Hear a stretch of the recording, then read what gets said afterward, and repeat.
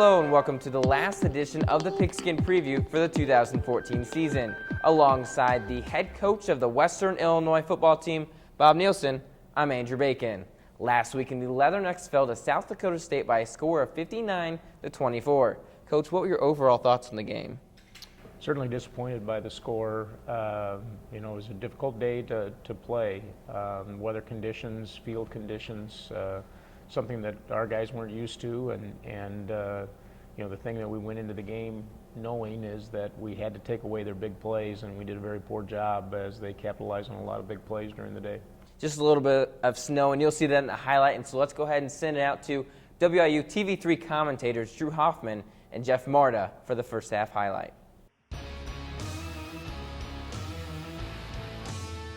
Back to South Dakota State. In South Dakota State going quickly to the ground in center. And he is loose. 30, 20, 10, 5, touchdown. Zach Zenner doing exactly what Zach Zenner does, which is get touchdowns From the defensive end. So out there for the kickoff. It's another short one. And Lenore's got some blocking, and that ball's loose. It's on the ground, and South Dakota State covers as Lenore just got smashed. Sumner again, fake handoff. This time going back to Schneider. He caught that one, and we got a flag as Martinez Davis trying to defend the 6'5", 225 senior out there on the end. Really nothing behind your legs. It's 3rd and 10. It's a fake to center. This time going across the middle. This time it's Snyder. And then we got 2 late flags as Aaron Diggs just delivers a blow to Snyder after the play. He dropped the football. Whether or not they're going to give the touchdown or not, you got center in the backfield with Sumner. Then you got Winicky and Snyder out there. And this one looks like it's going to be a short pass. Now they're going deep with it. It's going to be Schneider. And that pass looked incomplete, but they're going to give it to him.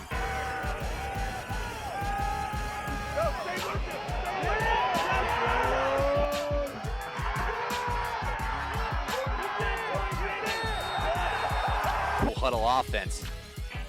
And they got a blitz from the outside safety, and it's going to be a give to Baker, and Baker finally really just slipping through the defenses. That's going to be an easy first down. Orvell. Quick pass to the outside. This time it's Lenore. And Lenore will pick up that first down easily. Norvell. It's a fake to Devin Moore.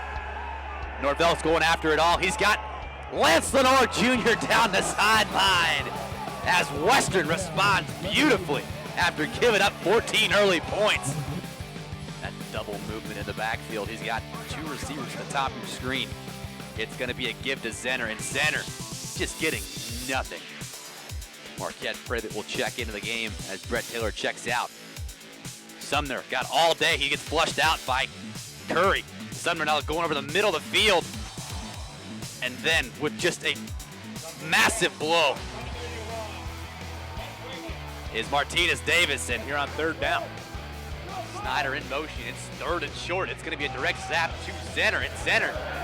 He was just patient at the line, and he's going to scamper into the end zone for his 2nd touchdown of the game. Western 2nd and 10. Baker in the backfield with Norvell. That's a fake. Looking down, and he's got Joey Borsellino, the short pass on the sideline, and Borsellino gets sandwiched between a couple of jackrabbits. Risk coughing up the football, which they've done already 3 times today. This is going to be a give to Baker, and Baker finally got a seam, and he'll get the first down easily. 2nd level and gets Western another first down. It's a fake to Baker. Norvell wanting it all. He's got Joey Borsellino on the side. And that is a good catch. They're going to give it to him, and that'll be all the way down to the 2-yard line. Good snap, good kick. As Western shortens up the deficit as it's now 21-10 as they respond. The pressure from the outside, Rollins. As Zenner still on his feet, he's going to scamper into the end zone. It's a fake to Baker. Norvell, he's got Borsellino on the sideline again. Gonna be me. This time it's a give to Baker, and Baker found a seam, skipping up the middle of the field, still on his feet. He's got one guy to beat, diving toward the end zone. And that's 6, ladies and gentlemen. At half, the score beat 35-17.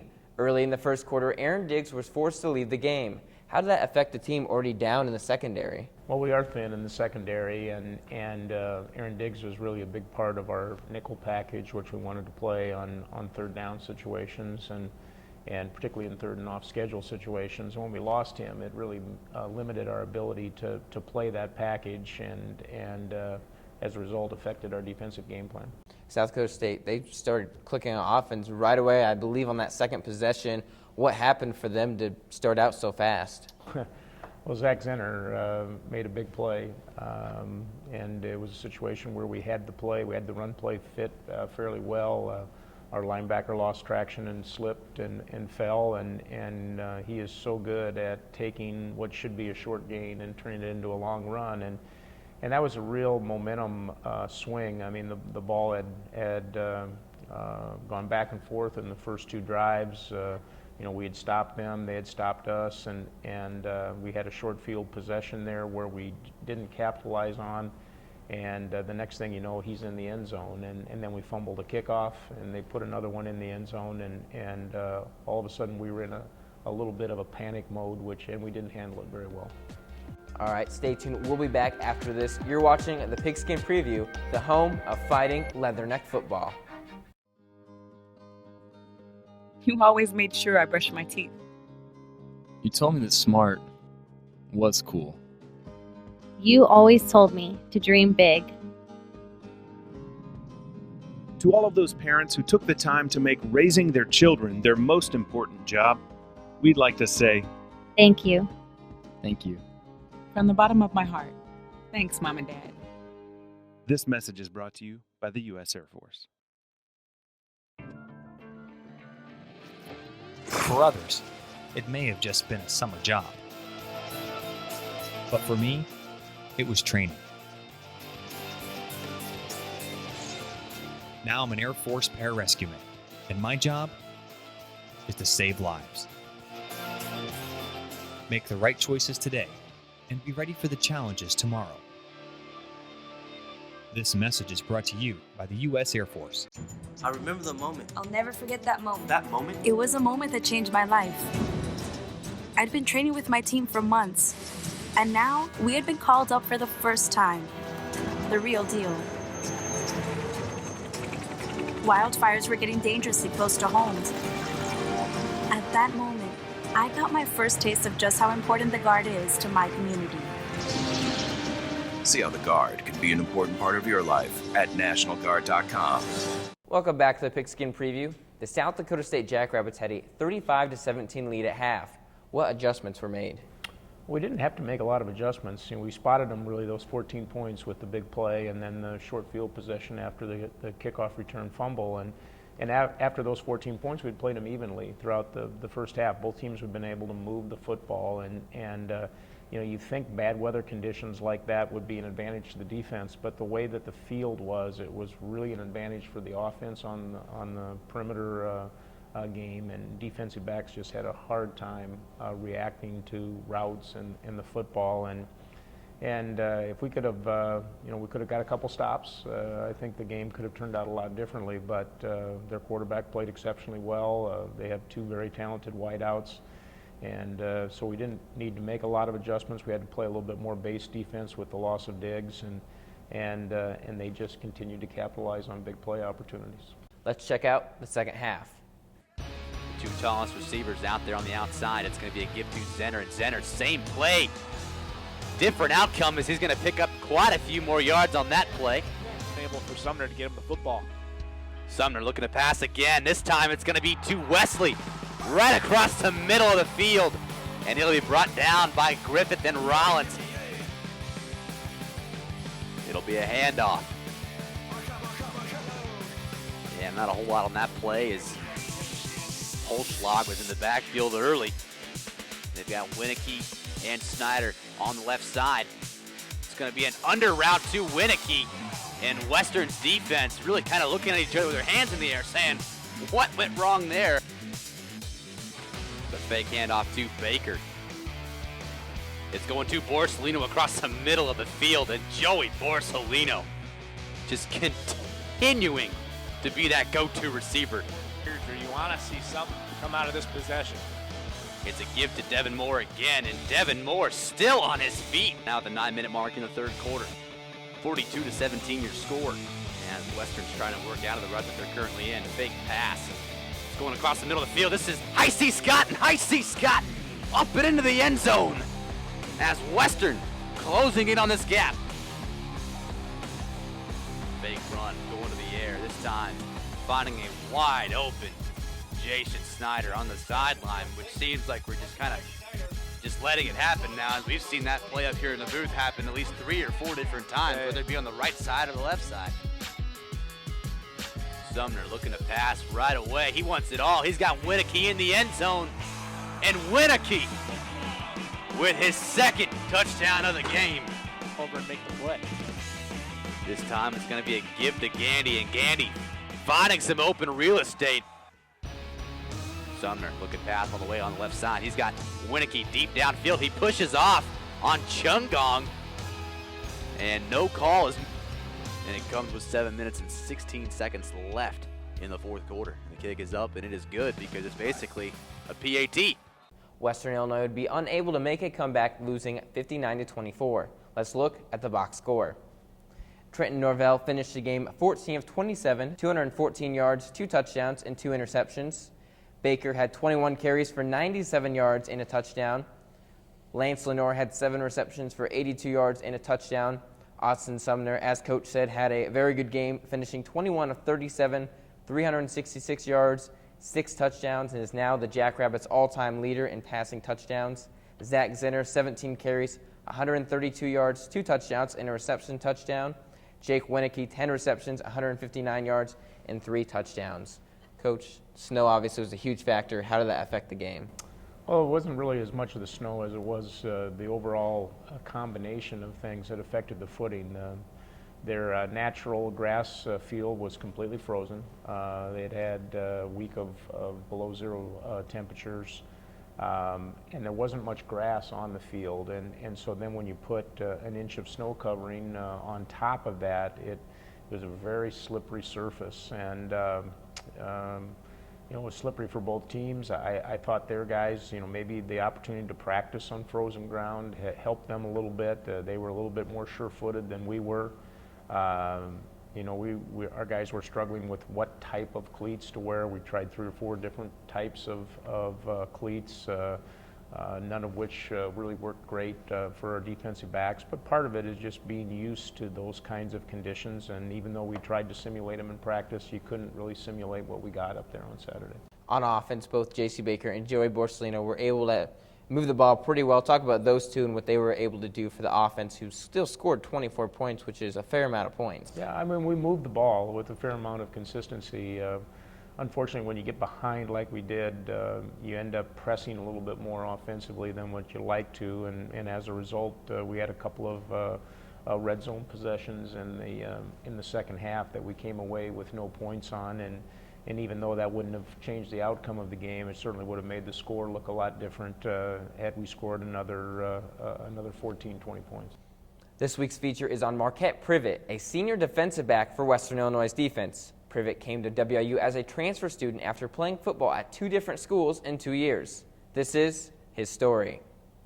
Western Illinois senior defensive back Marquette Privet has taken an interesting journey to where he is today. The bumps in the road began about 3 years ago when his school, at the time Harper College, dropped the football program entirely. It happened because, a lot of kids weren't focused at the school, and it just took me by surprise because we were doing so good. We probably wasn't the best team, but we were doing good, and just for it to happen like that, man, it just it took me by surprise. After that, I went to College of DuPage. Had a decent program, the only program within the Chicago, and it was a pretty good school. Had a lot of D1 players come out. Privet is also a father, something that he says isn't a distraction, but rather a motivation for him. It really wasn't a big deal for me. You know, life throw you a lot of adversity, and you just have to adjust, man, and that's all I had to do was adjust. It keeps you focused, you know, it keeps you grounded a lot. Privet felt like he was home when he chose Western to continue his football career. I picked Western, man, because, you know, it's closer to home. You know, my family could come see me play, and, you know, it was just that home feeling that I had got from, you know, the coaches and stuff from the beginning. So it was just, you know, I liked it from the start. This Saturday will be Privet's last football game, which has caused him to reminisce on his path through life. Man, I reflect every day, every chance I get, man, and you know, like I said, I reflect, but you know, at the end of the day, man, I'm blessed, and I'm just happy to be where I'm at. For the Pigskin Preview, I'm Danny Fry. How has Marquette Privet come in and helped the Leathernecks the last 2 years? Well, he's been a guy that's provided depth in the secondary, and with all of the injuries and changes that we've had in that secondary personnel, he's actually had an opportunity to play, you know, quite a bit here over the last several weeks. You know, and it's when we came in, one of the things that we had to do was we had to build some depth. Our program was shy on depth at almost every level, defensive back being one of those, and so as a transfer, Marquette has come in and done a great job in providing that depth. How have you seen him improve from his junior year to senior, playing a bigger role? Well, with all transfer guys, they're still learning your system like a freshman, and so that first year is a very difficult year in transition for transfers, learning the system, and so he's become, you know, better from an execution standpoint, feeling more comfortable in the system, and as a result, has been a more effective player. Another player that will be on the show for the 2-minute drill, Richard Chung-Hung. Talk about him as well, another transfer student who's been the starter alongside Martinez Davis. Well, Richard's another example of a transfer that we brought in 2 years ago to provide depth in the secondary. We felt that that was an area that we just had to get some experience. And Richard's come in, and Richard's been a real utility guy. He's played safety, he's played corner. Now with the injuries that we've had, you know, he's playing in our nickel package, and a guy that has been a real solid performer. He's going to graduate here in December, a guy that has done a good job here in our program. It is now time for another break, but stay tuned as we have the 2-minute drill on the way next. You're watching the Pigskin Preview.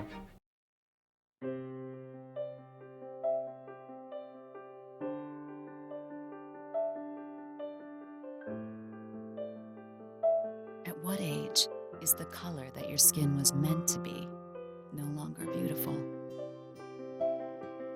Every year, millions of young women try to change the skin they were born with and say they'd die for darker skin.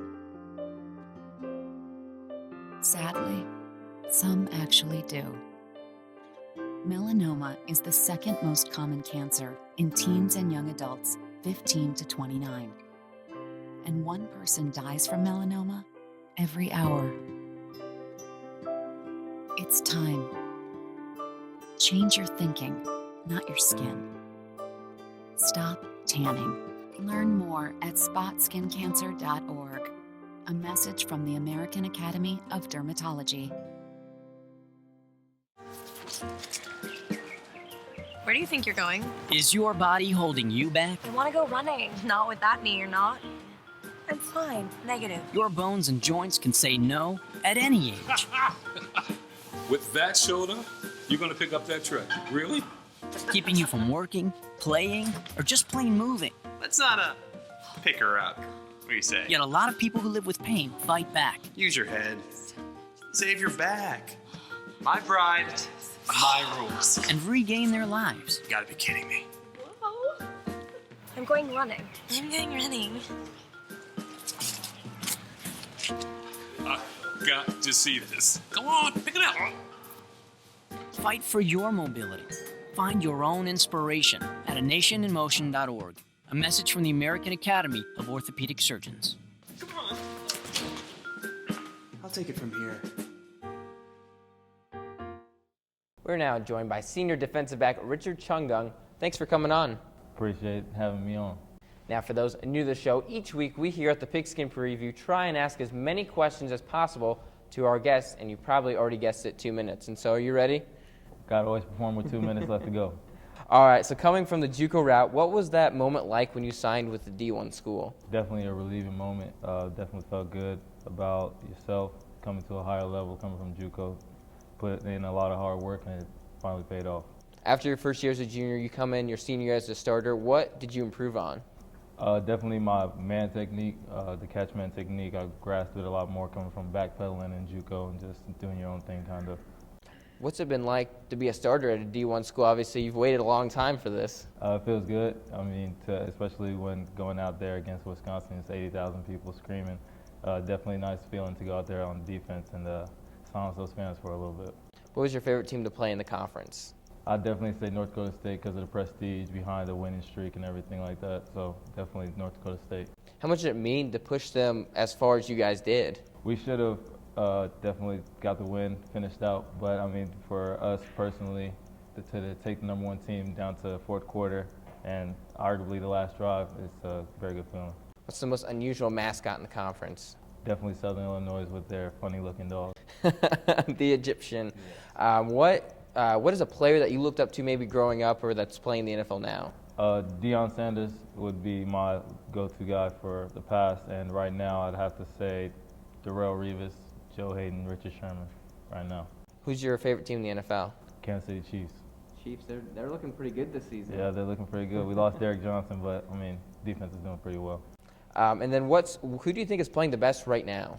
Best football, I have to say Arizona Cardinals because their defense is looking good. They lost Carson Palmer, and they're still 9-1 in the tough NFC. How much fun is it to watch Patrick Peterson and Tyrann Mathieu on that defense? Oh, man, LSU defensive backs is something I love to watch. The tenacity and the technique that they use is just amazing.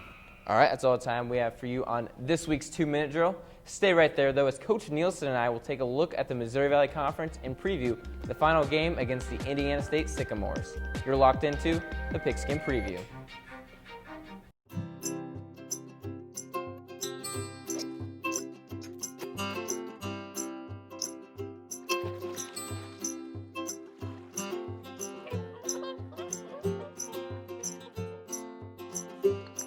Think you found every hazard out here today?